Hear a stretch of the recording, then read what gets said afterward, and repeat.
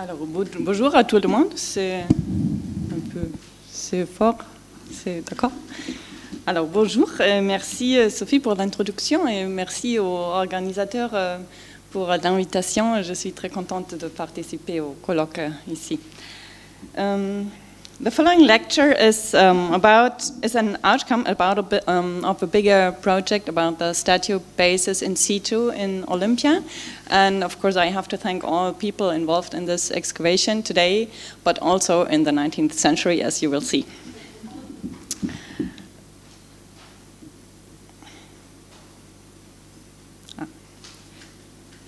The well-known Achaean monument, placed right in front of the temple of Zeus at Olympia, you see the remains in this picture, is mentioned in many handbooks about Greek art and sculpture, and also treated in several book chapters and articles. Pausanias describes the subject shown by the statuary group, the Trojan heroes choosing by lot who has to fight against Hector.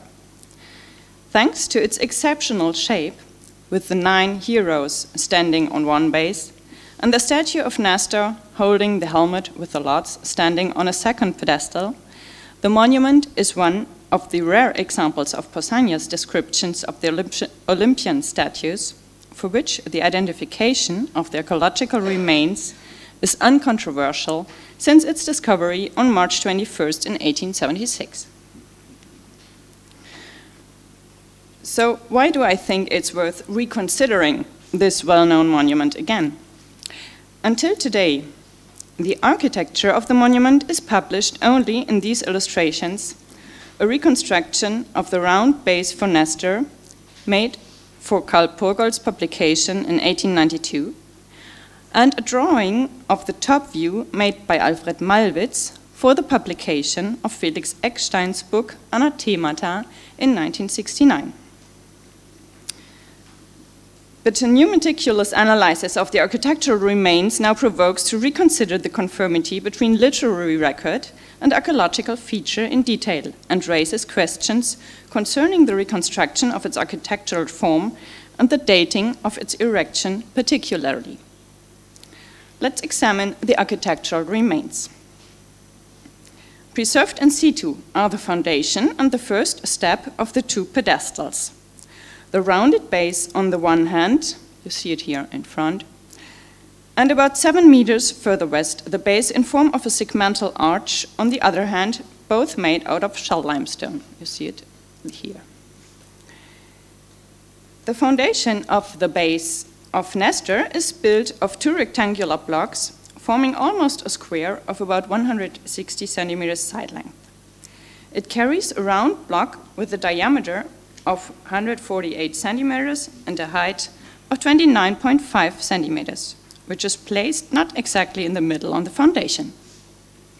The surface of the block is weathered, but one can distinguish between a band of approximately 30 centimeters in width along the outer edge and an inner part deepened a little bit. You see it better on the photo made by Felix Eckstein in 1969. So today it's not that good visible, but here in the drawing you can see it also. That's what the excavators, that's why the excavators reconstruct a second block with a diameter of about 88 centimeters and a little bit higher than the lower step. Before discussing this reconstruction, let's look at the other part of the monument. The segmental arch is preserved for about 10 meters in length. The foundation is laid out not exactly regularly in width, overall at least 1 meter and 60. So we can conclude it was not visible, the foundation, and take the level of its top surface as contemporary floor level. The first step is 1 meter 48 wide. The wedge-shaped blocks have a width from 75 to 80 centimeters at the outer edge. And the upper surface, on the upper surface, there are still preserved beddings for hook-shaped metal clamps for the connection of the blocks. You see them here marked in the red circles. At the northern end, the missing blocks of the foundation, as well as the clamp hole of the block of the first step prove that the monument was continued to the north. So if we construct the geometric center of the circle described by the curved base, and assume the basis of Nestor lying on the middle axis of the monument, as already done by Purgold and Malwitz, it's not my idea, the original length of the monument can be reconstructed to be 13 meters 40 on the level of the first step. So you can measure this length and we double it for the whole length of the monument. But what do we know about the upper part of the monument? At the time of its discovery, there was still visible a weathering trace at the surface showing the edge of the lost upper layer, still described by Felix Eckstein and barely recognizable today. You see it in this drawing, and they marked it here.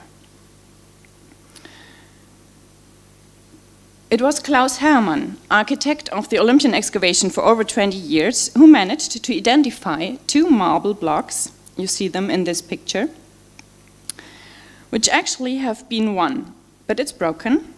And he identified it in 1971 as another layer of the Achaian monument, so right after the publication of the monument by Felix Eckstein.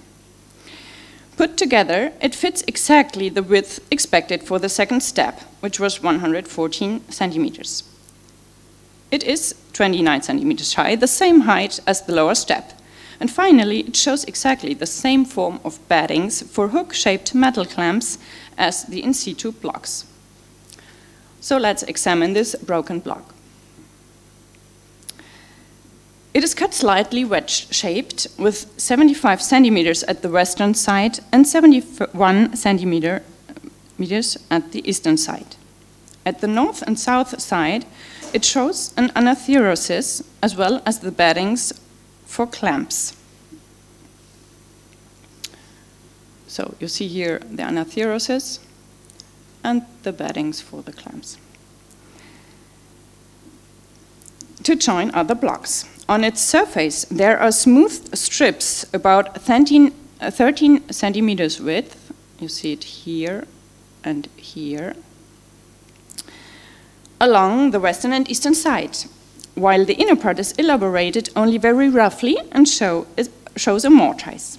And these features allow us to reconstruct another layer of blocks above the marble step, once covering the slightly deepened surface and the clamps.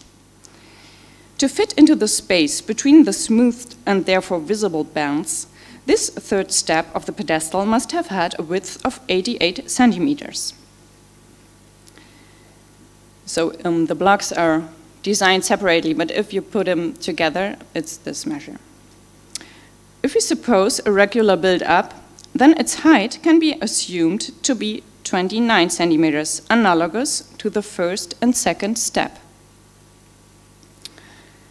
plus about 1.5 to 2 centimeters deepening in the lower layer, so to be 35 to 31 centimeters. You see here the visualization of these results. A three-stepped base, the first step plastered, the second and third of marble. So with this information about the reconstruction in mind, let's turn again to the round pedestal of Nestor. If the statues on the two compartments were standing on a similar level, one has to add another layer also to the single pedestal of Nestor. The former reconstruction, with an offset of 30 centimeters, does not allow to assume another similar offset for a third step, leaving enough place to put up a life-size statue. The most probable solution is to assume a similar structure to the counterpart with steps of only 15 centimeters depth, and the block of the second step not deepened in the remaining block, but lying on the smooth band as anatherosis. So the same technique as for the first step here.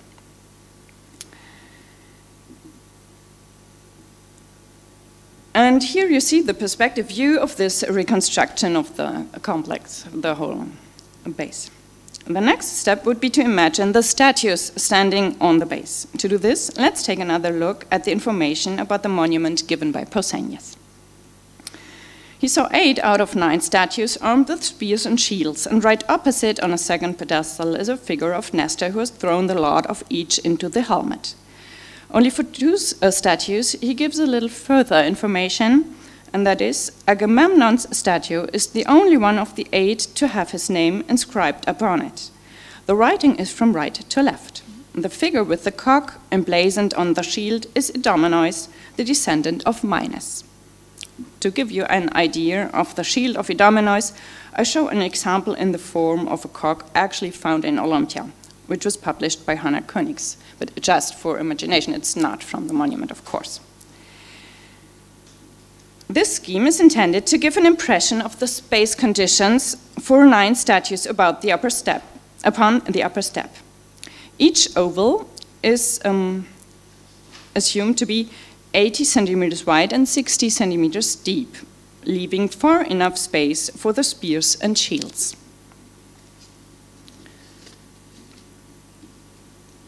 Assuming that the statues were slightly larger than life, the total height of the monument would have been about 2 meters 80.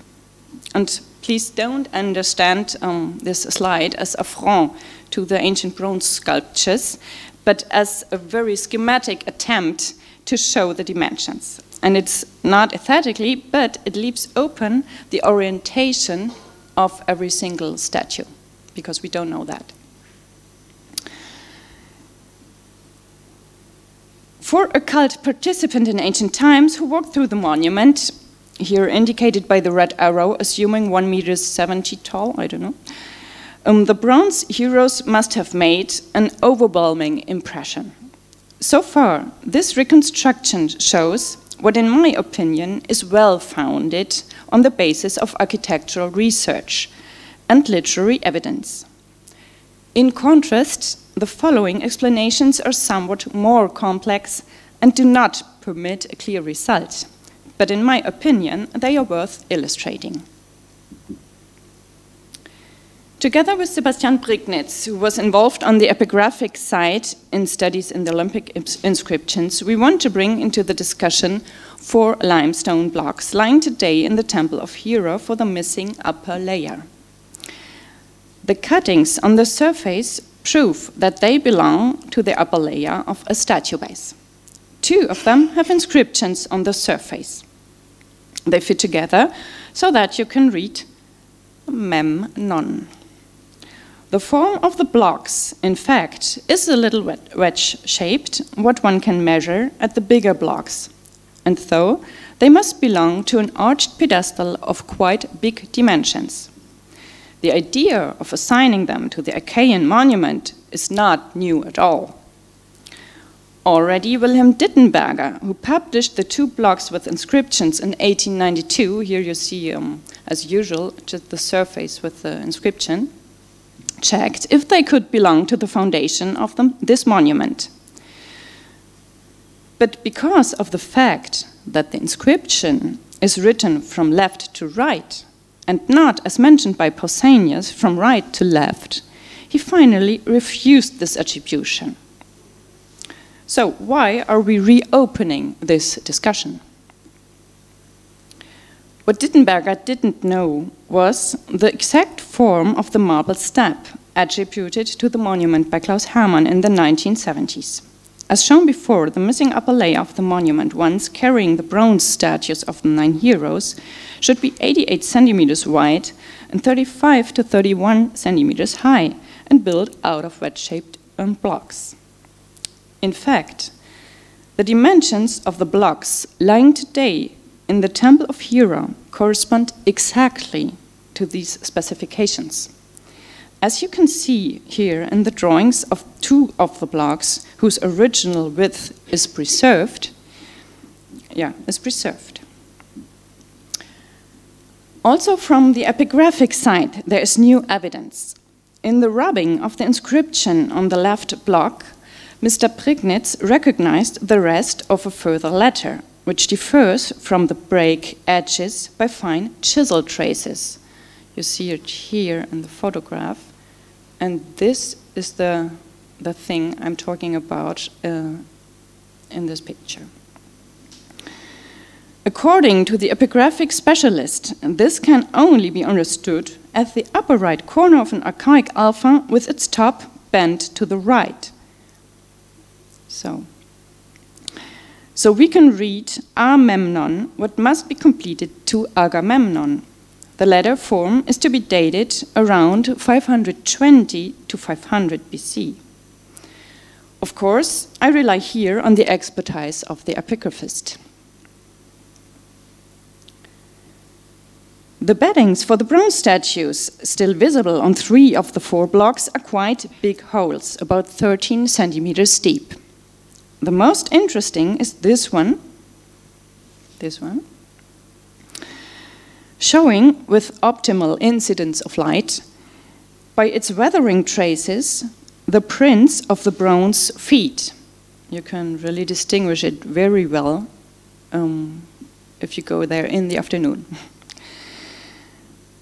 Furthermore, you see here the chisel trace, here, where the artist began to chisel the hole for the heel at the wrong place, and which is covered by the correction to put over this part, the foot.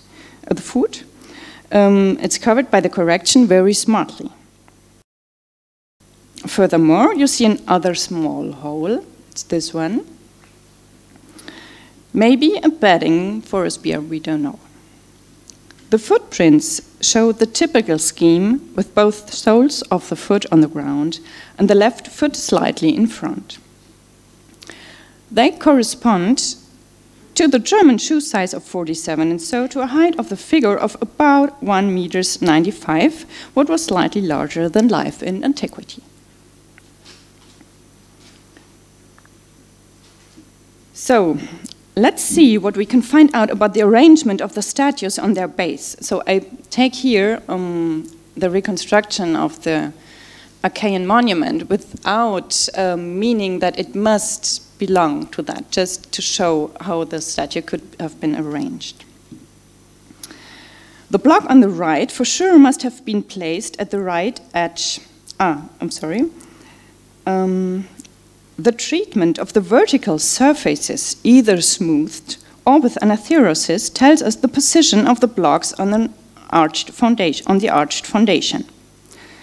The block on the right, for sure, must have been placed at the right edge of the monument because it's smoothed on 3 sides. It carried the statue turned to the inner part of the circle. Well, not to the front, but in this direction. The block with the footprints, can you see it? Yes. Okay. The block with the footprints must have been placed somewhere within the monument because it has an anatherosis on 2 sides. Its statue is facing to the front of the arch, maybe looking a little bit to the right of the spectator. The 2 blocks with the inscription fitting together, the inscription, I didn't show it, it's on this place, probably have been placed somewhere in the middle of the monument also.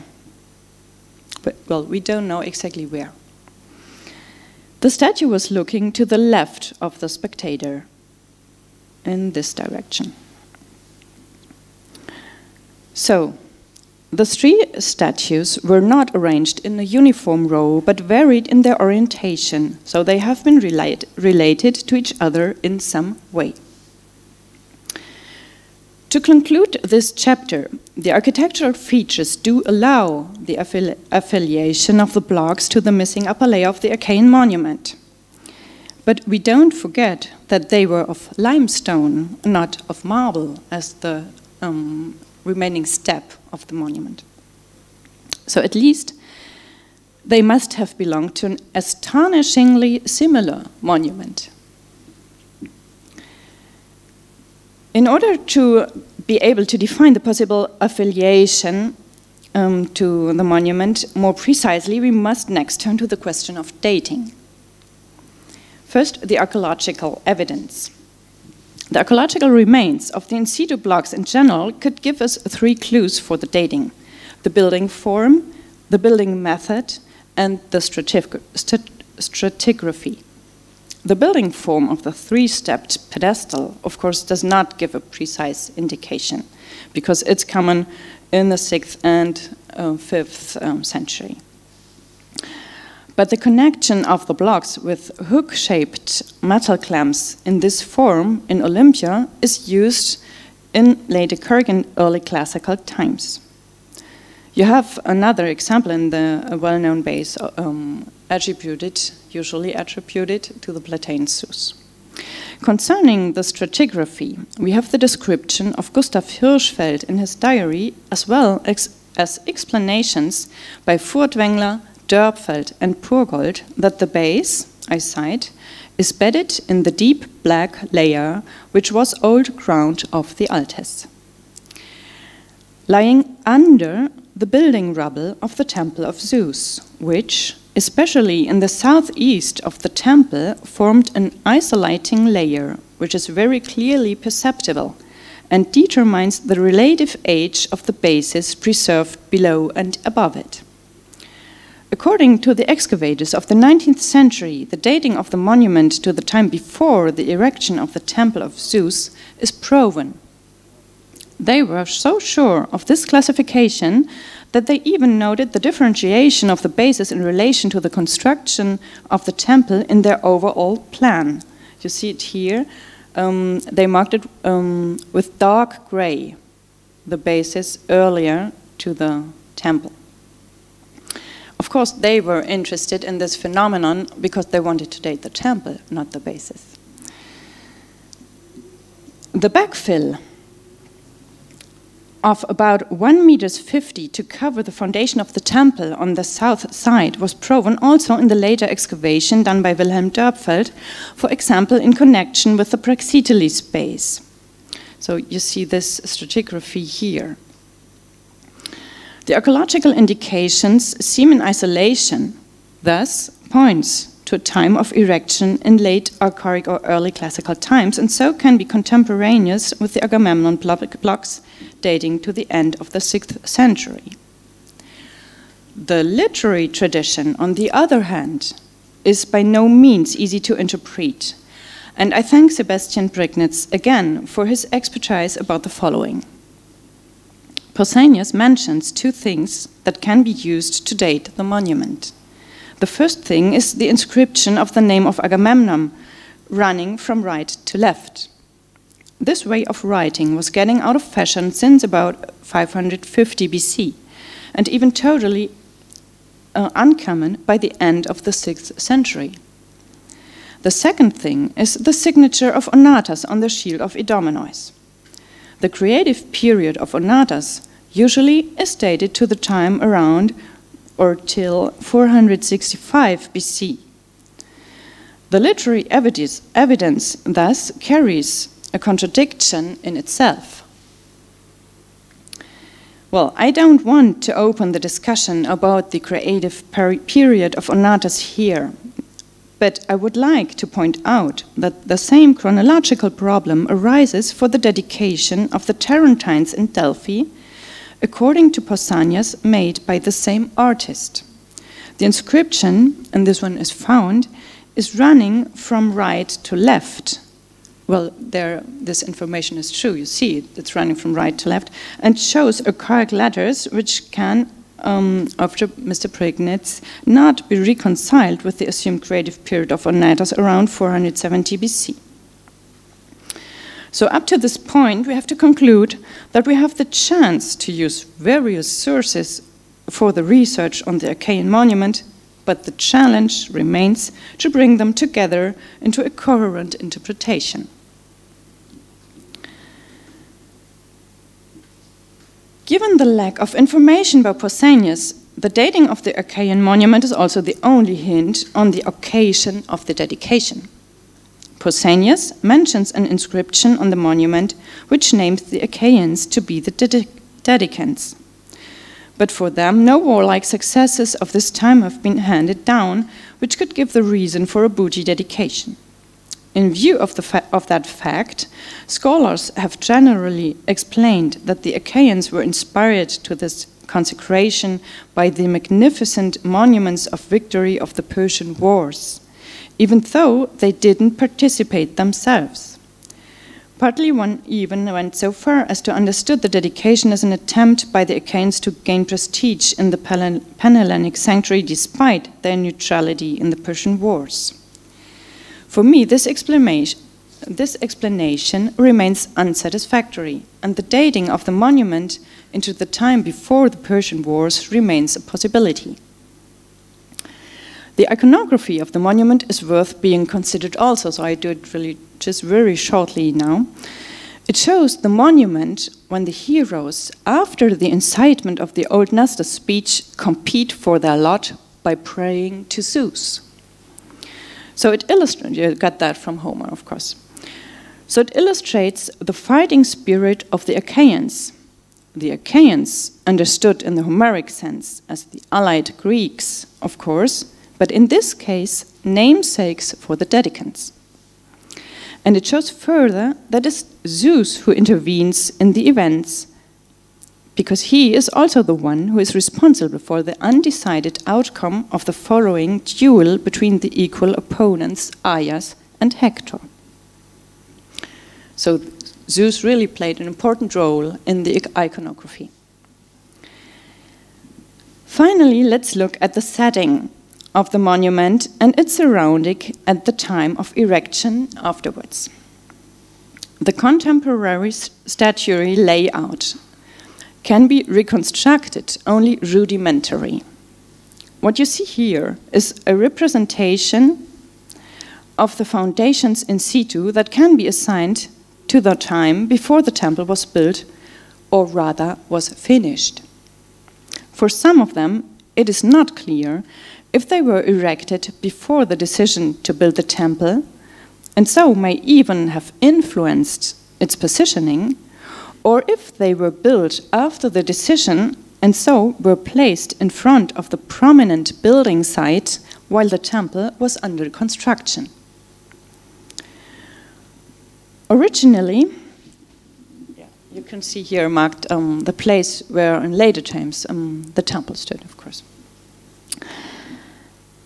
Originally, there must have been considerably more monuments in this period, but they were cleared away, moved or replaced over the coming centuries. From archaeological and literary evidence, we know of monumental statues of Zeus, of athletic victory monuments, of votive columns, as well as of tropoea, and so on.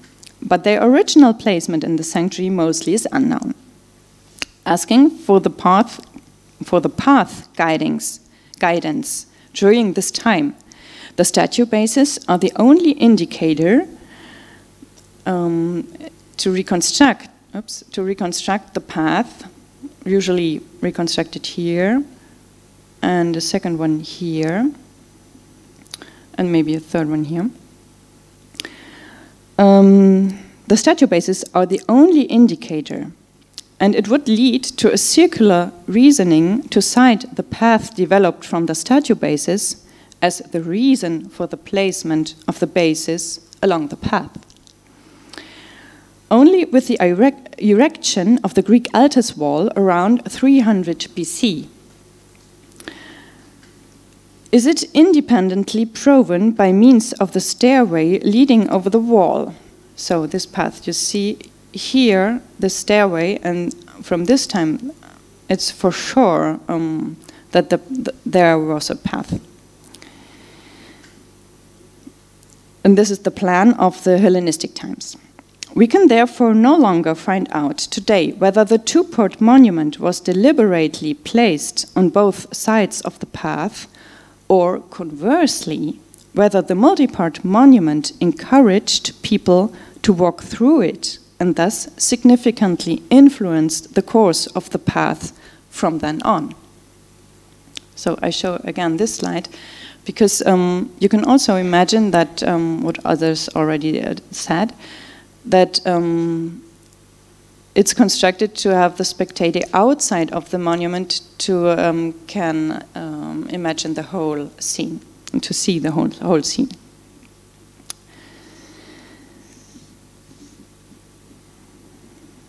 In Hellenistic times, more monuments were erected along this path, including honorific equestrian statues, like these two, for example, and the victory statue of Telemachos. It's in this place, right at the entrance in the Altis.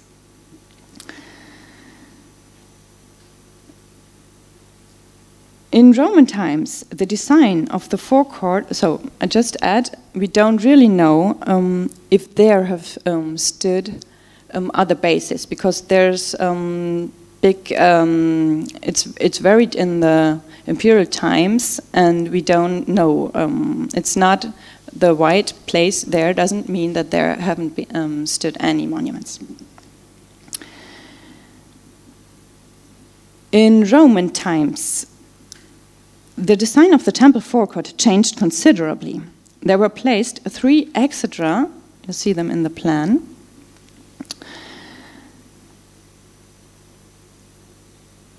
on its north side, and the floor was paved with marble slabs, the remains of which are still listed in this excavation plan. You see it here. You see the marble plaques, and also in some other places. They are not visible today. And at this time, the floor level, what you can measure at the foundations of the statue bases of the Roman time has increased. So probably the first step of the monument was not, not still visible.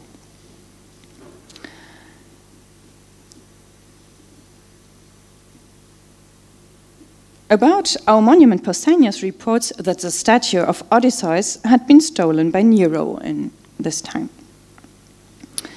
The destruction of the northern part of the monument, of the foundation, can probably be dated to an even later date and is associated with the extension of the ramp of the Temple of Zeus. You can see the situation in this plan of the excavators, showing the broader ramp, and the monument would have restricted access to the ramp in the south.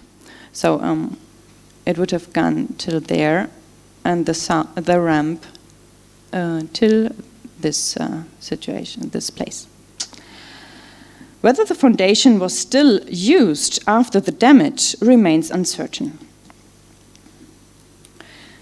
To conclude, it can be said that the aspect of building research is of particular importance for the research of the statue bases in Olympia. From the marble step block, the shape of the base, which today lies east of the Temple of Zeus in situ, could be deduced. It helps to realize the monumentality of the dedication, almost 14 meters long and almost 3 meters high, with 10 bronze figures, built up with enormous effort. And it helps to visualize the monumental effect on the cult participant during the following centuries. Thank you very much.